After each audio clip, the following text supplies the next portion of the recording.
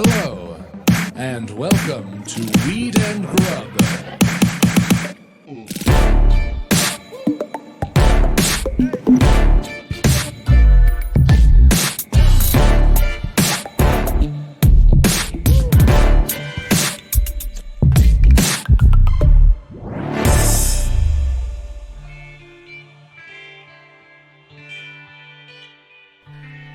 So they're called catapants, like C-A-T-A pants, and it's short for catapult pants because with the... Oh, good, you're already laughing.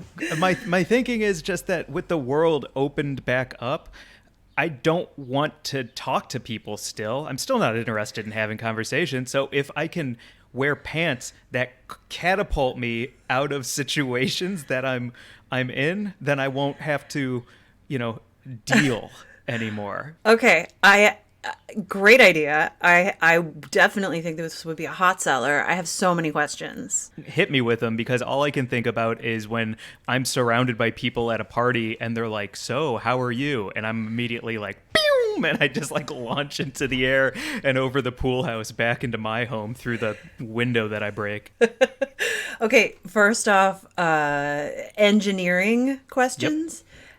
How do you envision these catapants working? So, you know how your shadow is on the ground? Mm-hmm. Okay. Good.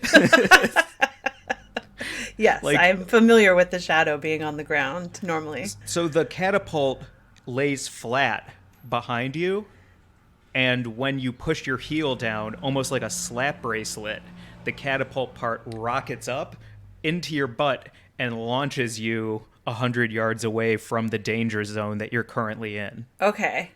Okay, I can see that. Yeah. Where does the part that lies on the ground behind you live when you're just walking around? Like, does it roll up and tuck into the waistband? Or, you know what I'm saying? Oh, okay. Well, then let me adjust it and have it be up against your butt the entire time. Almost like not like a brace. I don't want you to walk around straight-legged like both of your knees are in air casts, like some John Candy movie that I can't remember the name of from 1989. Instead, I think that like the catapult part is up against your butt the entire time. And then when you're in a social situation, any type of setting, you hit your heels and they drop down ready for action at the smallest misstep or boring part of a conversation. Okay, good. Yeah. Yes. That's a much better idea. Yeah, that's how catapants work. And then you can get them in like corduroy, khaki,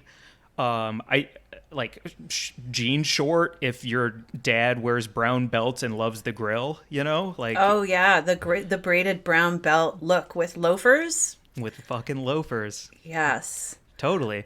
I just think it's an important invention that I can see kind of going gangbusters and launching us into a new tax bracket, because nobody wants to talk about anything. I don't care how your 18 months were. Mine were also hard. Like, what are we doing? I will wear the prototype around and work out the kinks for you. Mm-hmm. I had an encounter involving pants the other day where I wished that my pants were catapants, so I would definitely take advantage of that feature. Don't leave out names. Name names. Name addresses. Give me all the deets. All right, guy at the QFC, friendly fellow, thought he was being friendly, just made me feel mad and uncomfortable. I was wearing, those pants that I have? I wear them all the time because they're so comfortable. They're this brand, I think they're called, I can't remember the brand name, but they're like really loose and comfortable. And they're kind of they're almost like MC Hammer pants a little bit. I hate to say that because they're like actually like cool looking pants, but they have that sort of like drapey fabric, and they've kind of got that dropped crotch in the middle, and then they're loose and flowy, and I pair them with all sorts of things. I dress them up with a nice top, I dress them down with a t-shirt. I live in these things. They're great pants, and I've never felt self-conscious about them until I was just wearing my pants, shopping in the aisle, trying to select between, was I going to get the lemon lime or the plain flavor of LaCroix. And he came up really close to me. And he also was kind of like, doing that half mouth thing. And he was like, "Those are interesting pants." And I was like, oh. He's like, "What are they?" It's kind of like a skirt, but they're kind of like pants. Those are I've never seen anything like that. And I would have liked to catapult away in that moment, because all of a sudden I was standing way too close to a stranger who was talking about something that was on my body. And I just was like, this has been a terrible feeling that I have been delightfully unfamiliar with during the pandemic, having anything about myself commented on by some dude. So, yeah, would wear catapants for future situations. That is the perfect scenario, Mary Jane, because one, you're already wearing parachute pants, which, so if you catapant away from this man who's like rubbing his grubby fingers on your fabric next to your knee, talking about them, then you catapant away, and then just like the Cluots in Barb and Star, your parachute pants pick up the draft, and as you smash through the grocery store window out of the danger zone, you can float back to the earth safely and no longer near that fuck face. Like, this is what I'm talking about. This is what I would like to do. I also love that you called them Cluots, because I knew what you meant, and now I'm going to call them Cluots, though. Well, let's learn what they should be called. Culottes. Not that far off. Culottes. Yeah. You know what I was thinking of? I was thinking about that delicious plum hybrid. Oh, Pluots. The Pluot. And now I'm just like making excuses because I'm embarrassed about my lack of pant knowledge. You know, what are we gonna do? There's no reason for you to know about culottes. Yes to all of these ideas, and it's great to see you, Mike. It's great to see you too. What up, Mary Jane? How's it going, Mike? Well, I think we're onto something with catapants. If this is your first time listening, welcome to Weed and Grub, everybody. This is a podcast about comedy, cannabis, culture, cooking, calling shit out, and culottes. Cluots. Cluots. Catapants. It's a podcast. It's a podcast about pants that help you escape from bad situations. Yeah. Wouldn't it be fun if you catapant away from a party that you don't want to be at, and somebody on the other side of the neighborhood catapants away from their parents who are saying, what are you going to do with your life? And then you two bonk heads in the middle of the air, fall down to the earth, make eye contact, and fall in love? Yes, I think this is a great way to fall in love. That's a very likely scenario for many people in America. Yeah, and then you can elope because you catapant together to, Vegas, and that's where you can get hitched without anybody asking you any big questions you don't want to answer. Right, which is the best way to get married, is not to be held accountable by friends or family asking you if maybe you're making a mistake. I definitely think everyone should get married with nobody who knows them around at all to call anything into question. How do you feel about this personal story that you're thinking about right now that you're not sharing, that has to do with you, that you refuse to take ownership of? It's not about me, but it is about a friend. It is about a friend who eloped during the pandemic. And I was like, whoa, that is a wild decision to make when you don't introduce that person to any of the people who know and love you, and they're all a little concerned about it. And then when they meet the person that you married, their concern is borne out, and it's a crazy thing. But good luck. Wow. So wait, instead of a white wedding, it's a red flag marriage? Correct. Yes. Got it. I mean, aren't they all? But I don't know. Anyway. All right. I don't know. There's people who are happy being hitched. There are I know some people who are extremely happy being hitched. Actually, that's so nice that you bring that up, because I was just watching an IG video, the Houston rapper Toby Nwigwe? Yes. And his wife Fat, and they have just the most beautiful marriage. And she posted a Happy Father's Day gallery, and some of them were video of him with his kids and some talking to her, and they just have this amazing marriage. And he was talking in the last video clip of the gallery. Someone asks him about love, and he kind of tries to fob it off, and then she's like, no, answer the question. And so he gives this really pretty incredible answer about love that blew me away. He was like, love is a choice. Love is not a feeling. Love is a command. Love is something that you do. It's an act. And the feeling that you get, the butterflies in your stomach and all of that kind of stuff, comes and goes. But love itself is an action and a choice that can be constant because you're making it happen. And I was like, wow. And he was saying that, he didn't really have the butterflies until they got engaged and until they got married. And then he was like, then I got those feelings because I was making these choices. It just kind of reverse engineered the whole concept of being in love for me in a way that I'd never considered before. Same. You just unlocked a lot for me. Way more than my therapist did in the 50 minutes we had before this, Peter. Why don't you step up to Mary Jane's level, Peter? Because you always hear that, like, marriage isn't going to change anything. We're still two people. But the idea of, like, what marriage changes is it's a different level of choice. And that's what real love is a different level of choice. And this, your description of their description is the first time I've heard it this way. That's pretty fucking beautiful. It is fucking beautiful. It totally has stayed with me. And I just watched it today. So, kind of hard to forget when I saw it since I woke up this morning. But I don't know. I think that, like, the idea of, I was in a really long-term relationship with a wonderful person, and we were going to get married, and then we didn't. And I had wanted to get married for a really long time when we were together, and he had always said, it's important to me to make the choice to be with you every day, as opposed to getting married when it becomes this sort of, like, thing that then you're bonded together. He was like, the choice that I make to be with you is more important to me than the act of, like, having the wedding and stuff.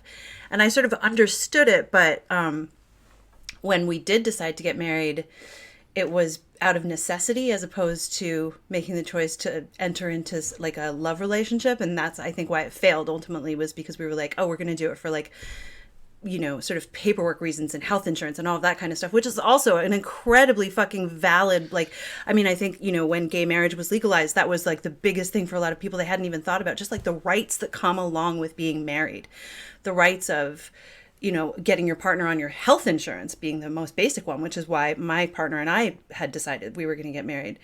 It's like, marriage is an important fucking contract that actually has huge benefits, and societal, opens up a lot of things for people who can share that contract. But I don't know. It's always been a complicated issue for me. And so to hear Toby talk about it that way, and, like, looking at his wife, and they clearly are, like, they just crack each other up and also hold each other mad accountable. And I was like, wow. It's a command. It's an act. It's not a feeling. That's cool. Damn. Foreshadowing our guest a little bit today, what do you think if you and I write maybe, like, a deep, soul-searching R&B pop song, and it's all about the practicality of love? It's about how love can get you health insurance. Yeah. Let's get married. You can so we ride can in have the health carpool insurance. lane because you're probably running errands together, stuff like that. Great. Yes. I think Alaina will make that a bop, a summer bop. Great. Oh, man. Yeah. Alaina's a great guest, and we will get to her in just a bit, but we have some other stuff to talk about first. Like, can we talk about something that I'm really proud of? Just my colleague Elise McDonough, who I worked with so long at High Times, she launched a huge beverage brand this week in California, and we got to partner with them on the launch to make some cool videos. And I just want to shout her out, man. Like, Gem and Jane is an amazing new infused line of beverages under the Canacraft umbrella, and I've known Elise since, I think we met in 2003 when she was working in the art department of High Times, and then she came up as the edibles expert, and she became the first ever edibles editor for High Times. She did all of these incredible experiments with infused fats and butters. There's a whole series of videos that you can watch. Then she moved on from High Times. She, the Bon Appetit cookbook is largely in her recipes and doing, and then she became the brand manager at Canacraft, and now she's overseeing Satori and Hi-Fi Hops and all of these other brands under that umbrella. And it's so neat to watch someone thrive and grow and flourish in this industry that she's seen go from underground to, now legal in Cali. Gem and Jane specifically, as a fast-acting sip, Yeah. it is the first canned beverage that I loved the high. And then when the high was over, I didn't get tired. I wasn't groggy. I wasn't hungry. I was just kind of, like, chilling out. Like, it was such a, like, lovely ride as we created content at all. Like, speaking of bop, our first video we just dropped on our Instagram of you and I doing the DJ challenge. It was so fun, and, like, just sipping on those cans all day and having them hit hard and continuing to create while sipping Gem and Jane was a really nice feeling to do with you. So yeah, thank you, Elise, and also congratulations, Elise. Yeah, it's so great. They've got, like, amazing flavors. They've got like kind of neat combinations, like elderflower pear. There's a lemon blueberry lavender. There's a strawberry hibiscus.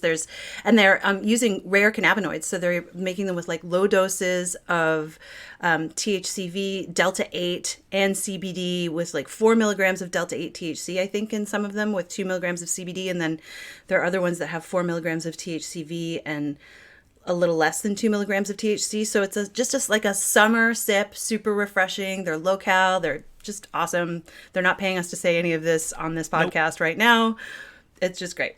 Yeah. My favorite flavor is chocolate starfish and the hot dog water. I think that's a really good one. That was developed specially for Mike Glazer. There was only one can of it made. Yeah, one of one. Fred Durst and I really had a great time in the lab chopping it up. And that would totally be a Fred Durst. I like that. That would be a fun game to play with you, would be like developing beverage flavors for various celebrities, because chocolate starfish and hot dog water really does sound like something that Fred Durst might did you know that it was one of their albums? That was the name of one of the Limp Bizkit's albums after their like breakout one, was Chocolate Starfish and the Hot Dog Flavored Water. No. Yeah. Are you kidding?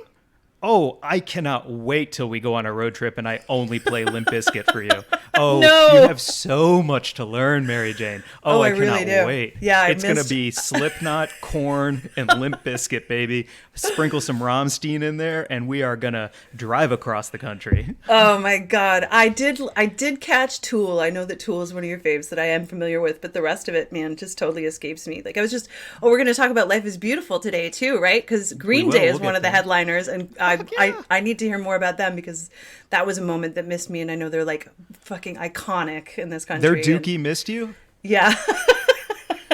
I can't believe their Dookie missed you. Oh, yeah. Wow. Yeah, let's do a 90s pop punk heavy metal road trip where 30 minutes into it you regret going with me and you catapult yourself through the sunroof back home so that you can listen to other things.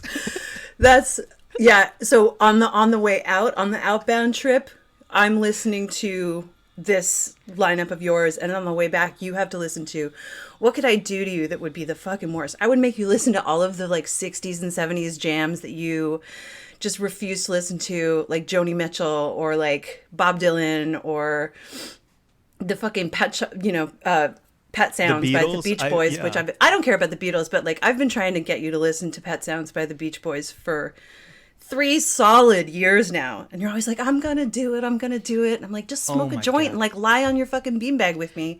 We'll listen to one of the greatest sonic experiences of all fucking time, and you will not do it. And I think you're resistant because of, like, maybe your parents tried to get you to listen to some music like this, and you were just, I don't know what it is, but yeah, no, I think you nailed it. I think because my dad was a Deadhead who traveled all over the country, and he has like drawers and drawers of tapes and tapes from live concerts, meticulously labeled, and set lists. Like, he was really into it, a real curated couple of drawers from his time following them around. And as soon as he would put one in, I'd be like, hey, turn that off, let's listen to some Weird Al for the 19th time today. How about that? How about you want like, and my other thing is that I feel like you say Pet Sounds and I'm like, I already listened to Tool. That's all the math I need. But I know that you're right. But I do think it is like, I do think it is like a hink in my brain because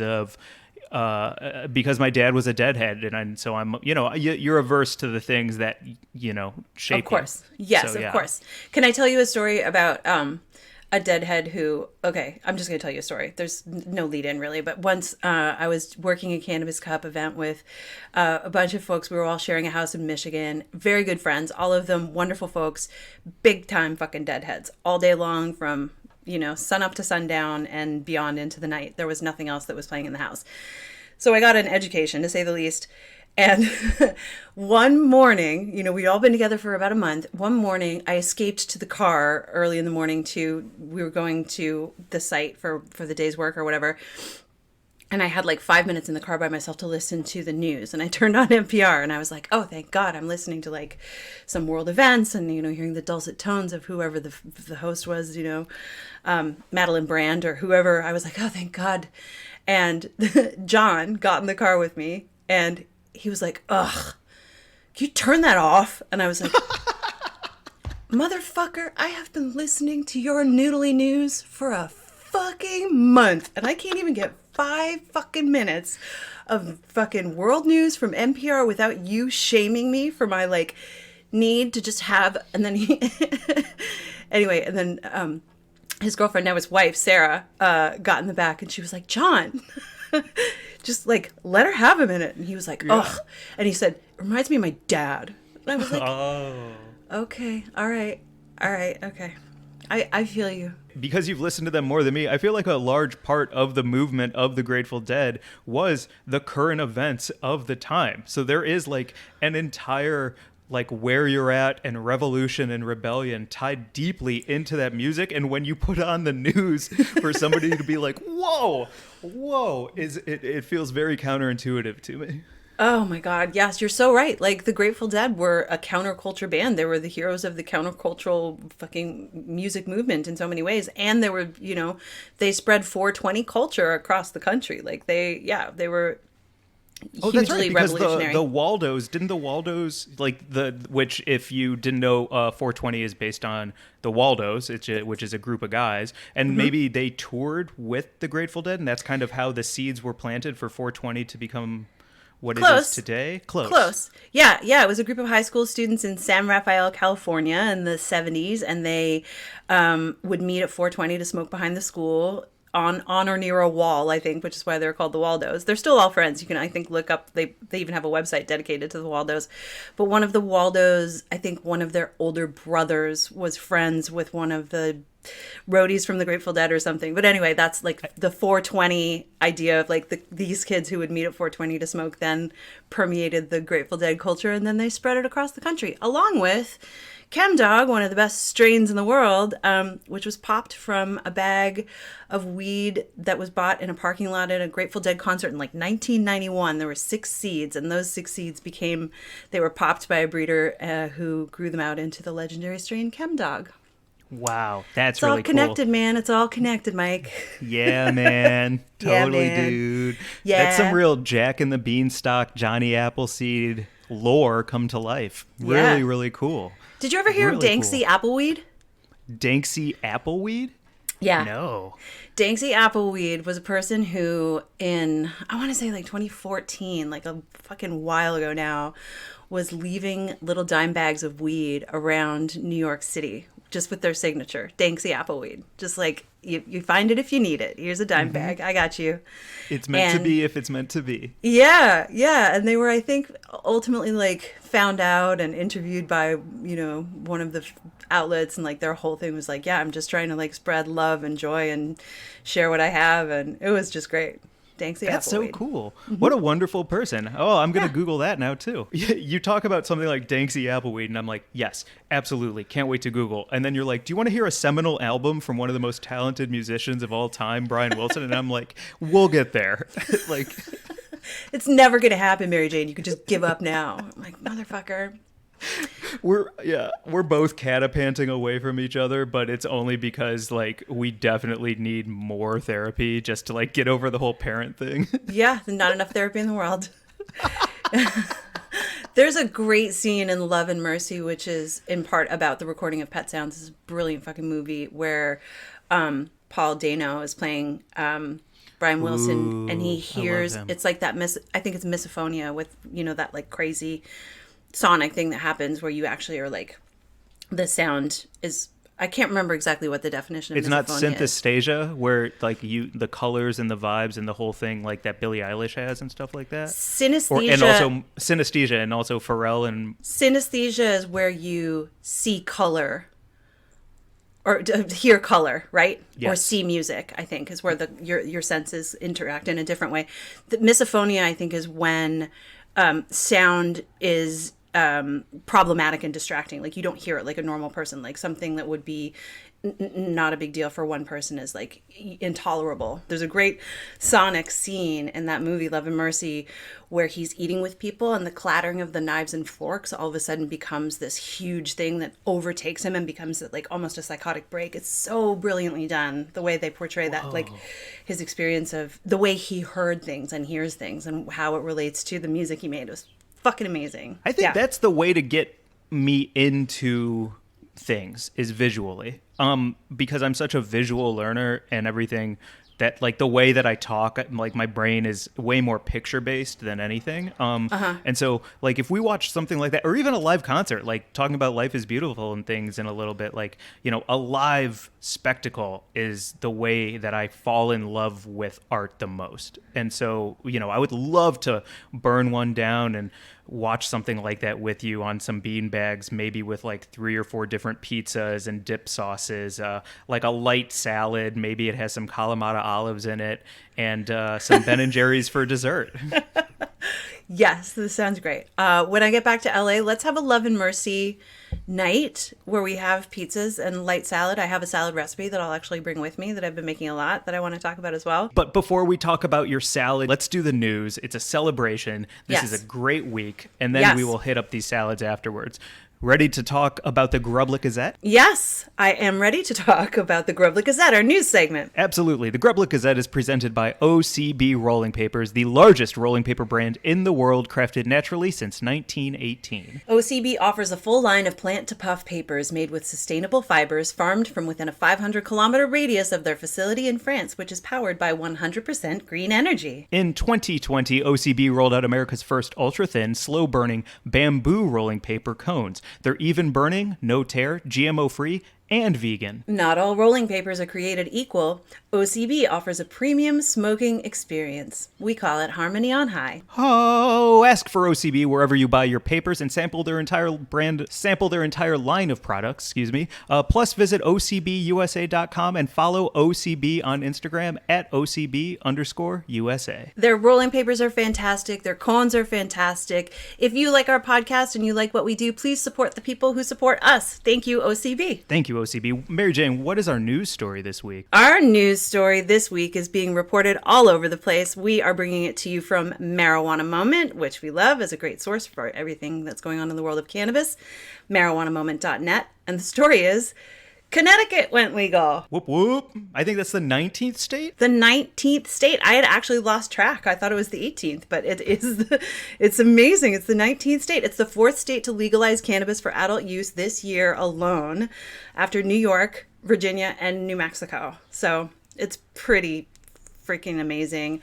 The bill is also really progressive. Do you want to hear some of the things that will be legal under this new law? I do. And right before you say them, I just want to say, like, the exciting thing about this law for me as well is it seems like Connecticut built this learning from the mistakes and successes of other states to come before it. And so I can only imagine and hope that as we go from state 19 to 20 to 25, all the way up to maybe 30, who knows, that, you know, these bills will continue to champion the right things and get the things that are not appropriate out of the way. So just wanted to say that and knock on some wood. Yes, we should all be knocking on wood right now because so much could go wrong, but hopefully so much will go right with this. And I think a big key feature of this bill is something that you and I talk about a lot, which is that home grow will be permitted. So important to allow medical marijuana patients, of course, and also adult use consumers to be able to cultivate your own at home. Other details are that it will allow adults 21 and older to possess up to 1.5 ounces of cannabis starting on July 1st.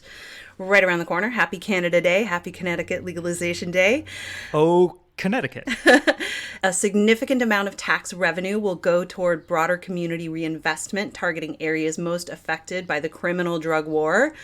Convictions will be automatically expunged for possession of less than 4 ounces. Beginning in 2023, those convictions will be expunged.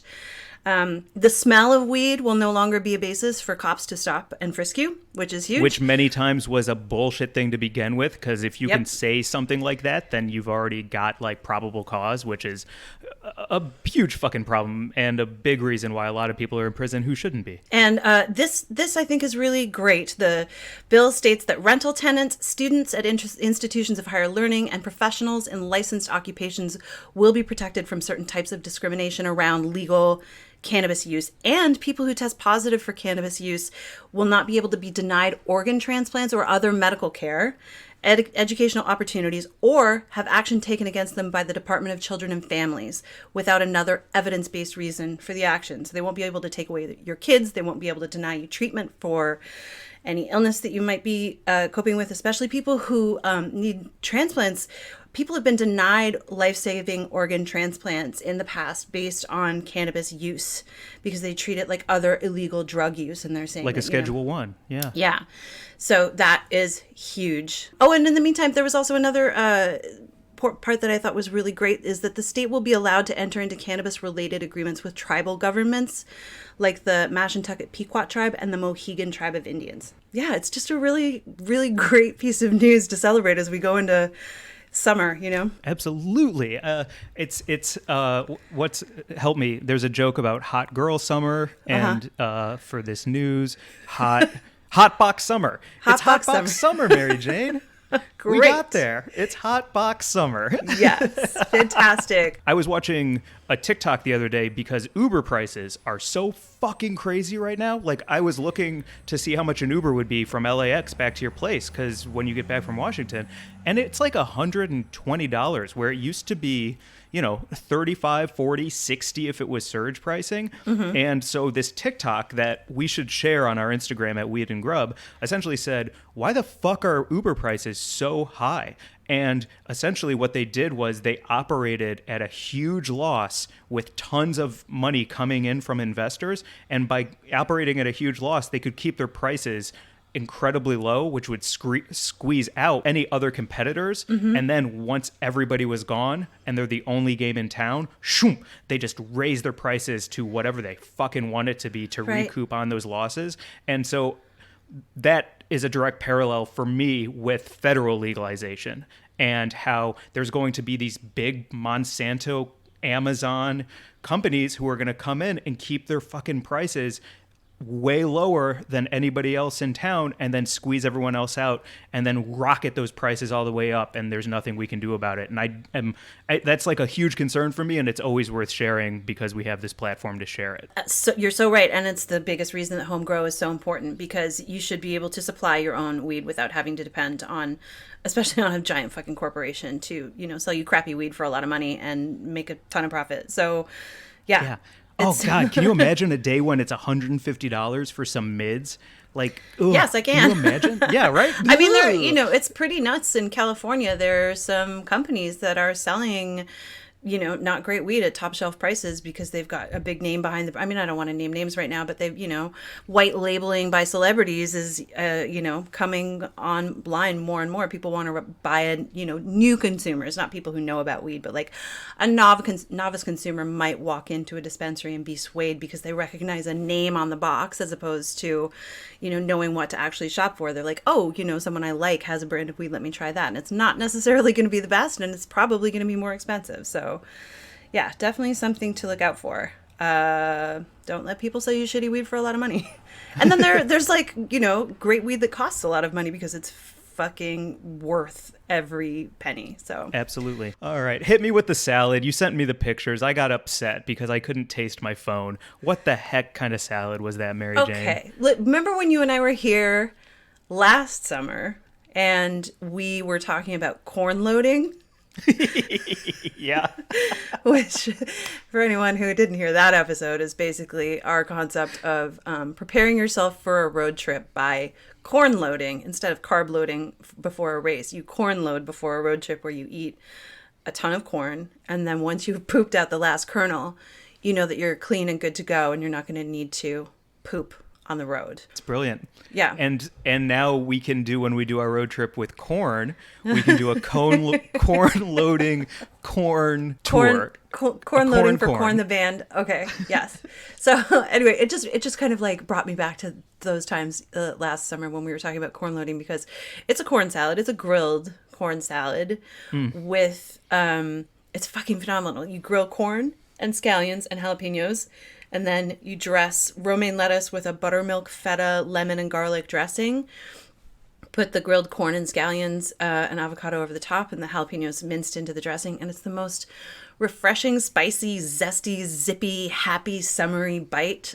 Fucking A. And I marinated some chicken thighs and did those on the grill as well. And I've just been, having a great time. You know that spinach salad recipe, dressing recipe that we shared maybe like a month ago now? Yeah, it was a hit. It was such a big hit. I've become very popular because of that spinach salad dressing recipe. There she is. Oh my God, she's famous. I will share this grilled corn recipe as well in the show notes. I can't take credit for it. It's not my recipe, but I do make it, and I make it well, and people like me for it, and I've made new friends. Damn. You know what? That's kind of the like biggest cosign you can have in a recipe is it made me new friends. What a beautiful, like, that's what it's about, right? That's what cooking is about. Like, this is so good, I have new friends now. Yeah, I mean, that would be my dream, would be to keep making good food for people, and then someday, like, transitioning into, like, maybe a pop-up, I don't know, like making, testing out those recipes and serving strangers and seeing if they like me. Mary Jane, it's Pop Girl Summer. Let's go. Yeah, I love that. That's the name of your restaurant. Do you like me? Yeah. Mary Jane's Pop-Up. What's it called? Do you like me? Yeah. I think that's the perfect name for my pop-up, honestly. I think it is too. Because if it goes really well and you do blow up, like, it's kind of the perfect name. I love that. Thank you, Mike. I will name my pop-up Do You Like Me? And I hope you will come and eat some food and then tell me how much you like me. I like you so much. I can't wait to do it. Count me in. I'll be first in line, last to leave. Awesome. Speaking of Do You Like Me and Friends, do you want to get to Buds of the Week? Yes, I do. Because this is so exciting. My Bud of the Week this week is Aaron from Toast Magazine, because Aaron wrote this beautiful piece that's in Toast Magazine right now. It's at toastoncoast.com, and the feature is called Weed and Grub, the cannabis-infused podcast that makes you hungry. It was just so wonderful to hang out with Aaron and then have him write up this piece that calls us a modern day Seinfeld infused with cannabis. Like, that felt pretty great, because he said it's a show about nothing. At least that's the impression they give at first. But Weed and Grub offers a surprising amount of depth that keeps listeners engaged. He writes about, like, our love for food in a really amazing way. Food is at the heart of Weed and Grub. Once they reach the crescendo of the moment when food reaches their mouth, they chew on the scenery, the texture, taste, and dive deep into every aspect of what made their culinary experience work. Gibson and Glazer will often talk about the simple joys of making delicious food at home and the hilarious experiences they have dining out. They lovingly and meticulously deconstruct the eating experience to a point that the listener could easily visualize and appreciate the food by proxy. And they really appreciate anyone sending them late night delicious food content. Yes, we do. Man, I feel so seen from this write-up. Like, I feel like got, you know? Yeah. So that's my Bud of the Week. It's Aaron from Toast Magazine, which is on IG. It's at ToastMCC. And we will put the link to the article in our show notes. And thank you so much, Aaron. Like, what a cool hang, and made me feel all shiny and happy. My Bud of the Week this week is not Bobo. Why is he screaming? You want to talk about pet sounds? This is why I won't listen to. Because I assume it's Brian Wilson doing layered tracks of cats screaming at all hours of the day. Oh my God. Okay. Anyway, sorry. My Bud of the Week this week is Stu Chacon. He's a friend. He's an amazing sound editor and mixer and engineer, and you can follow him at Stu, STUCHACON, at Stu Chacon. I've worked with him on a lot of videos that I've been the lead in, but I think way more important than me, he also was just the sound guy for Tyler the Creator's new video that's coming out soon. He also did all of the Burger Show with Alvin, who hopefully we're going to have on the podcast soon. He works with Complex a lot. He works with all the biggest names in hip hop, I should just say music. Like, the dude is just tapped in. He did all of the complex sneaker shopping show that had like Jaden Smith on it. He's a trusted person in the game who is the best at doing sound. You cannot go wrong with Stu. Everybody should follow him. And if you're looking for somebody in sound as well, hire the guy because he will never let you down. Amazing. Wow. Some good buds of the week. Really good. Before we get to our VIB, our very important bud, I wanted to do a little VIB and do a very important, beautiful Mary Jane, because our guest this week just got announced at Life is Beautiful, and that is I don't even want to call it a festival when it comes to you and I. Like, that is where you and I made like a deep, real connection year after year that, has solidified for me, you in my life as another human being. Like, Life is Beautiful is beautiful. That was, so well said. That was the first time I think that we'd had our lunch and we'd connected in LA and we knew we like wanted to be friends and hang out and do stuff together. But I was working the very first Life is Beautiful and like manning a booth. And I was like, randomly like, hey, do you want to come and hang in Vegas? And you said yes. And you came, and I'll never forget, like, standing at my booth, and you rolled up and you brought me a cold beer, and I was like, oh my God. And then we, like, just wandered around when I got cut from work that day. We wandered around the festival, like, smoking a joint and taking in the music, and it was just like such a fundamentally connecting experience, bonding with you. And then going back the next year, not having to work and being able to just like, enjoy the festival and do all of the things, all of the substances, eat all of the foods, hear all of the music, and be like a truly like consume everything, devour life kind of situation with you. And and it's become a ritual for us now. It's really fundamental to our relationship, I feel like.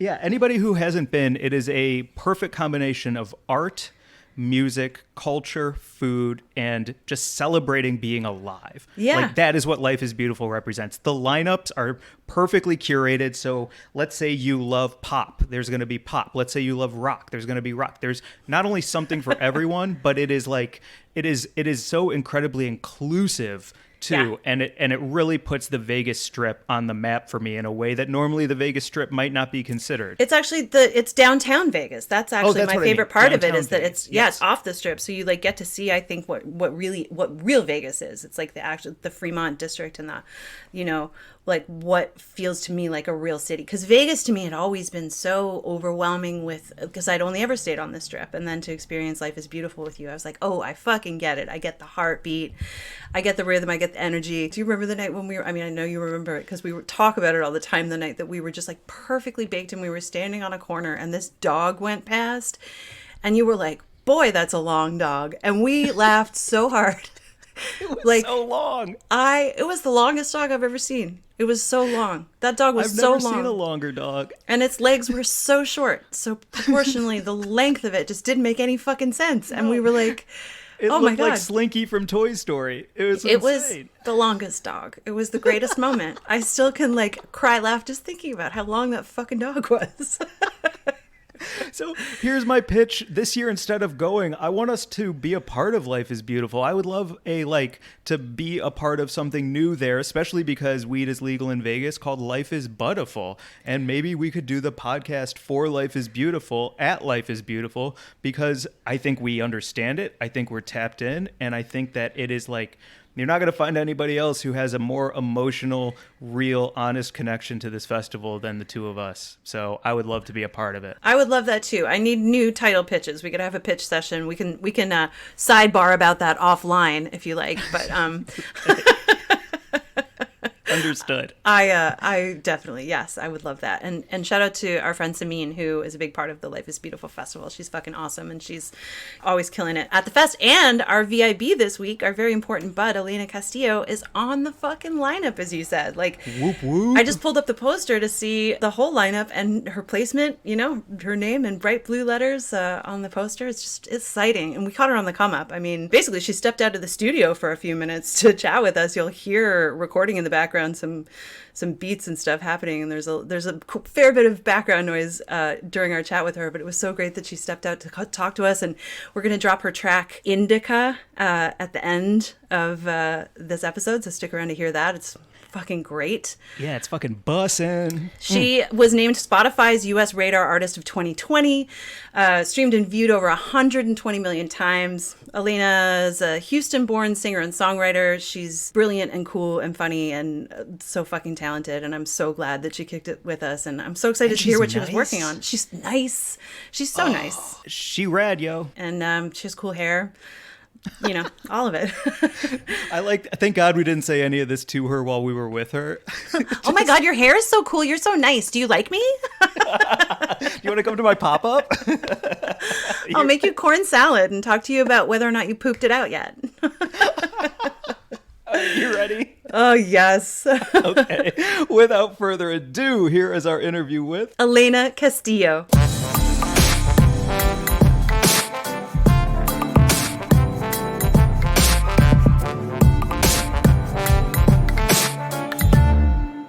What up? Thank you for kicking it with us. Even though we've been talking for 5 minutes, this is the official start. Thank you for having me. I'm excited for this. This is so great. Are you coming to us? I know we were just chatting off pod a little bit. Are you able to say what you were doing yesterday for our listeners? Because I think they'll enjoy hearing it.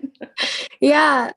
So yesterday I did this video where I was making weed brownies, and it was my first time making it. I'm not sure the measurements that we put into it. Now that everything has happened, I'm like kind of regretting not looking into it more. But I had one on camera and then one after that as well. And I started feeling it on the drive to the studio. I was like, okay, it's fine. Like, I'm good. I'm going to make music. I'll be fine. And then we get to the studio. My producer has one as well. And like, he just has one. So then 30 minutes later, he starts feeling it. And I'm like well into it. I'm like, I need to go home. Like, there is nothing that will help me now except for rest and my cat, maybe. Let's get into your latest single, Indica, which dropped, I believe you premiered it on High Times. Is that right? Mm-hmm. So Indica, I have always wanted a song about weed. And it was really hard, like, whenever I was making YouTube videos at first, because my parents were still very involved in my processes, you know? So I was always scared to go out and write about that. So whenever we started bringing it up, I wanted it to also talk about the feelings that you get whenever you're smoking, you know, like seems like you're in a different world, a different universe, like, and whenever you're not having a bad trip, like I was yesterday, you're always like kind of happy and just ready to listen to music or watch a really weird show or look at the stars or something.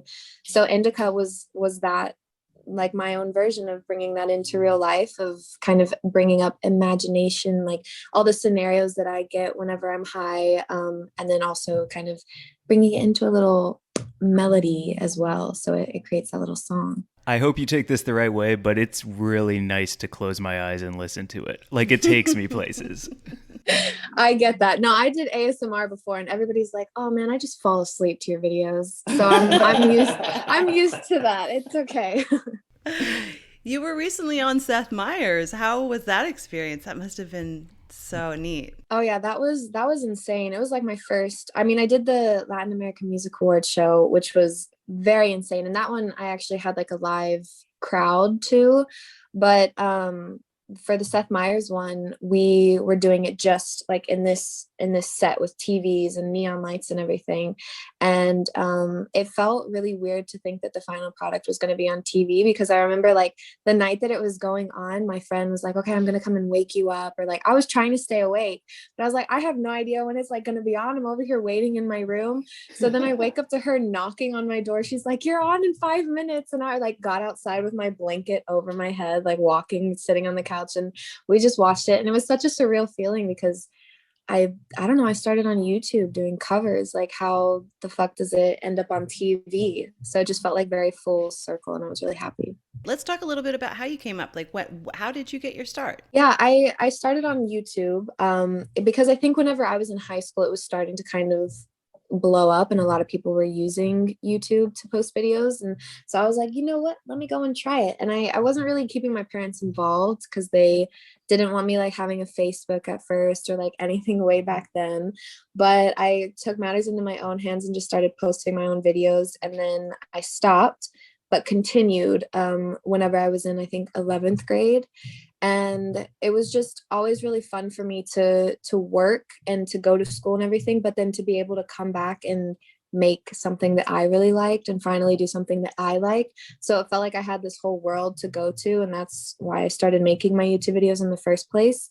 And then I never really imagined that I'd be able to like write my own songs one day, and that was just like 3 years later. So it was weird to see how it all like came into plan, because I never expected it to happen that fast. It's so interesting to speak to an artist like, you know, in this crazy year.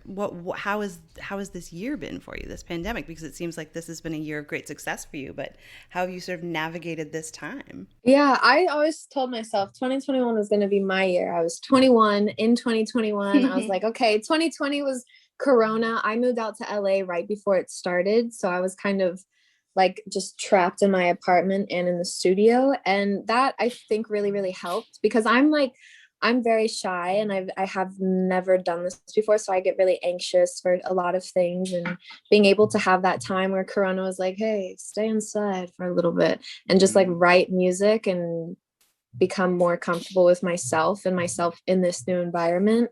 I think that really helped me. And now this new year that my album is out and like all these amazing things are happening, I'm just like, okay, like it still is a process, but I know that there's so many amazing things that are going to come out of sitting and waiting, you know? Yeah, their new album, Parallel Universe Part 1. Yes. I can we go backwards a little bit? Speaking of parallel universe, let's do some string theory and like jump into the past for one more second and talk about how I'm just curious if there were, because you grew up in a religious family, like was there expectations that were set out for you and your life? And were those like, how hard was it to just be like, I'm low key making YouTube videos and they're going really good. Oh my gosh. Like, now what do we do? Yeah, no, it was hard with my parents, because my mom was very cautious. She didn't want me to get too concerned with my looks or anything like that. She wanted me to stay very humble, but my dad was just straight up like, no, like, you can't do it anymore. And I think that's why I stopped for a little bit in ninth grade. And then whenever it came to be in 11th grade, I was just like, I have to keep going. Like, this is something that I just feel very passionate about, and I'm doing it on my own. And to me, that was really special, because I'm like a very dependent person, and when it comes to certain relationships and things. So I liked that this was my own little thing. But it was hard because my mom is also very religious. My dad is as well. And I know, like, for a lot of the pop culture things, it's hard to have your parents watch something without them being like, oh, Lainey, what was that word you just said? Or like different things like that. Mm-hmm. So it was strange. But I think whenever I started to show them that it was actually like working, and I was able to pay off all these different things and like get all this equipment for my videos, my dad was just kind of like standing in the corner. He was like, okay, I see. Like, he didn't want to admit it, but I was just like, all right, I can see it in his eyes. He's accepting the defeat. It's good. There's also something cool about, like, if this is the path that God meant for you to like grab a hold of too, it's kind of an undeniable thing at a certain point, right? Like, it doesn't mean, like, I think they can work together a bit. Mm-hmm. Yeah. You know, like, everything's supposed to happen for a reason. And I feel like everything that has happened in my life, especially in the past 2 years, has really just put me on track with becoming who I'm supposed to be, and like not being sorry for it as well. Cause I'm like a very like, I'm sorry.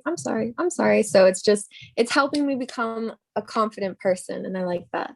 How does cannabis fit into that for you? Like, how did your relationship with weed start? And then how does it fit into your work and, you know, your general outlook on life? Yeah. Like Bible stories and, you know, Bible story time and weed sessions. That's how it goes. I didn't even know how I was gonna like put that into my public life, because my parents are growing up, they were such an important part of like, do they approve of this? Do they not approve of that? Mm-hmm. And so whenever I started to make my own music, part of me becoming more independent was realizing like, this is my story and this is my life that I'm living. So I need to write based off of like, as if I'm writing in my diary. I'm always very honest whenever I'm talking about my feelings or something. So I need to do that for my music. I need to do that with the way that I express myself and do all of these different things. And I remember starting smoking when I wasn't supposed to be smoking, that's how it goes. So I would always get so anxious because my mom would always tell me like to never do it. So I just put it in my head, like if I'm doing it, then it is wrong and I'm not supposed to be feeling this way or whatever. So my anxiety would always be like top peaking whenever I would be going or like smoking. And for a while I was just like, no, I can't do it. I don't ever want to do it again. I don't like feeling this way. So it took a minute for me to really realize like my calm space with it. And I think when I started smoking with my boyfriend, that's when I was like just very in like a chill environment. And I was like, oh wait, this isn't bad at all. And then it just helped me kind of be more of like a chill person and look at things in perspective. Because whenever you're high, like the videos that you watch, like you discover some stuff. So that was like that I've been there and I've done that. And it's just, I feel like it's changed my perspective and it's continuing to change my perspective. And I like that. So that's great. What kind of stuff do you discover? Like what kind of YouTube holes do you fall into when you're high and looking around? Yeah, I mean, at first it was food, a lot of food videos whenever you get like the munchies or whatever. But considering that my album is called Parallel Universe, I am very much so into space and discovering more about that. And I've always kind of been interested, but my boyfriend loves like looking up Joe Rogan videos, like conspiracy theories, like History Channel, all of those things. So I spend most of my nights watching 2-hour-long videos about like the theories where the world started, all the floods, like connecting religions and everything like that. So it gets very deep, you get down that wormhole. Yeah, and then you find that perfect cat video and call it a wrap. Oh yeah. Yes. So we have to ask about your snack game. What do you like to eat? What does your day look like because I mean your life must be so intense and insane with being in the studio and traveling to perform, all that kind of stuff. Like how do you eat? Yeah, I actually love food. Like, I don't know, we were known growing up as the Castillo kids, like the people that whenever you invited them to a party, all the food was going to be gone because they would just eat it. And so I wasn't really allowed to eat a lot of like unhealthy food growing up. So now that I'm just like chilling, I'm always like, okay, shit, let me go and get those like the little snacks, like I don't know, I'd say my top would probably be like the Dinamitas. They're kind of like the Takis, but they're like the Dorito versions of them. And I can just go through bags and bags of those. Like I'm in pain while eating it, but I love it so much. So I just keep going. But no, sometimes it's hard before the studio or like anything like that, because if I'm singing, I can't really eat right before that, or if I'm like trying to go and like doing like fittings or things. So it's hard to work it in, but my schedule, and it also takes me a really long time to get a schedule, but I always try to start with like a smoothie, a protein smoothie, or just like, I have a love-hate relationship with eggs. I don't know if you guys feel that too. Yep. It's just, sometimes you like it, but then other times you just, whenever you have to force yourself to eat it, you just want to throw up. And that's me. So it really depends how I feel. But on avocado toast, I think it's a steal with that one. Your video stopped. Oh, we lost your video. Oh wait, hold on. I'm right above the studio, and Romans is just going at it with the drums right now. Well, that's a great tie-in to how you were discovered, actually. So let's talk about that connection. You since the drums are banging right now. Yeah, they are going. So it was really funny how it actually worked out, because I was talking to my friend and I was getting to the point where I was also talking to my brothers about it, about dropping out of college. And that was a very like touchy subject for us because of my parents. So I was like getting comfortable talking to them about it, also telling my friends like we should go to LA, like I can vlog there. And I was thinking very YouTube world things of like vlogging and just being in that LA environment. And then now that I live here, it's so weird saying that because I'm like, okay, LA, cool. But like a week later, my producer, Romans, he messaged me on Instagram, and I hadn't really trusted a bunch of people. I was very kind of skeptical when it came to DMing everybody, but I replied to him and I was like, okay, what's up? Like I was kind of acting mean. I think back then I remember it as me being mean. I was like, okay, like what's the plan? Where are we gonna go? Because I didn't want to be taken advantage of, you know? And so then we flew out to LA and I went with my best friend, and it was just for a day in the studio. And I remember like the eating part before was always awkward, you know, whenever you go on like a first date with somebody and you're just like there sitting, like I'm even more awkward when it comes to that stuff. So I was like, okay, cool. And then we went to the studio after, and that was when it started to like get really weird, or like in a good way, because we just started, he made, I think, a beat, and then I started singing on it, and I was just like, I felt very happy, like comfortable. And I remember he told me later, he like walked out of the room and called my manager and was like, yo, you need to come down here. Like, what the heck? Like, it's going crazy. So it was just a really fun kind of thing that showed me this is what LA is like, or the side that I get to see at least. Like, I feel very happy and blessed with the people that I work with. And then also kind of the studio time that I get, because it's very like, I'm always comfortable in it, which I like. So that's how we met. And then around that same time, I was also talking about going to the Queen Mary, like the boat. Have you guys heard about that? It's like haunted. Mary Jane has like connects to that. That's crazy. Yeah. Oh, they're very 420 friendly down there. That's awesome. Oh, wow. Okay. Yeah. No, we went there, I think like on my second trip to LA, and we stayed in like B4. I'm not sure what the most haunted room is, but we stayed in that one. And we didn't take advantage of it, sadly, but we were like closing, like trying to sleep at 3 of us in this one bed and like opening our eyes with the lights on and everything, just like, hello. But yeah. Wow. So you got Parallel Universe just came out. You've got tickets on sale for your fall tour. What's your summer going to look like? Yeah, what's on your vision board? Yeah. So definitely a part 2 to the album, which I'm very excited about. I like part 1 was so much fun, and I feel the reaction that my fans have given me is just insane, and I'm excited for them to hear part 2, because I think it's a lot deeper and a lot darker as well, so they get to see like a different side of that, maybe a little bit moodier and more confidently out there. But that is definitely coming up. I know we've been talking about doing like a few shows here and there, but I'm not sure what is actually going to happen. But the tour in November is what I'm excited for. You're playing the Roxy here in LA. That's so iconic. Yes, I'm excited. Well, thank you so much for joining us. Everyone, check out Parallel Universe Part 1, Part 2 to come, and catch you on tour this November. Thank you so much, Alaina. Thank you for having me. I had so much fun. Please come back anytime. Yay. All right, I'll be waiting on the invite. Yes. Thanks, everyone. Bye, everybody. I can't.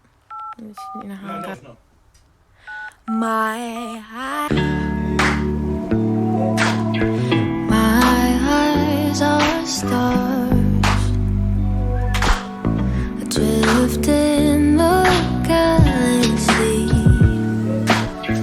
There's a silent supernova as my mind starts to breathe. Give me love's vibrations, cosmic waves, no time or space in this room. Before gravity takes over, reality comes back into view. I just want that I-N-D-I-C-A high till I can see straight back, hiding from the daylight.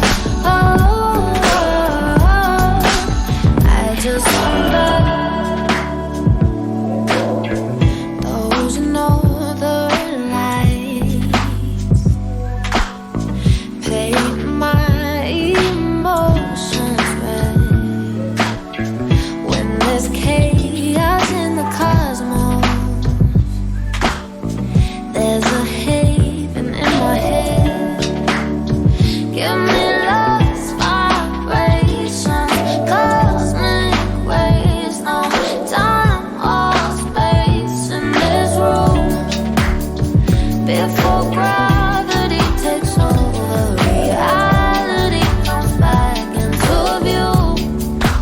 I just want that INDICA high till I can see straight life, hiding from the daylight.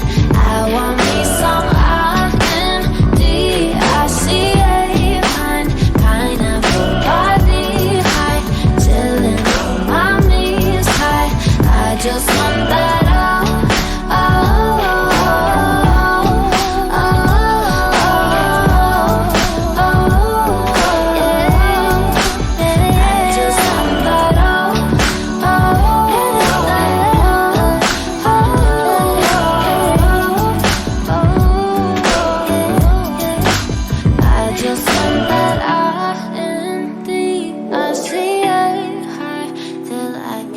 straight vibes, hiding from the day.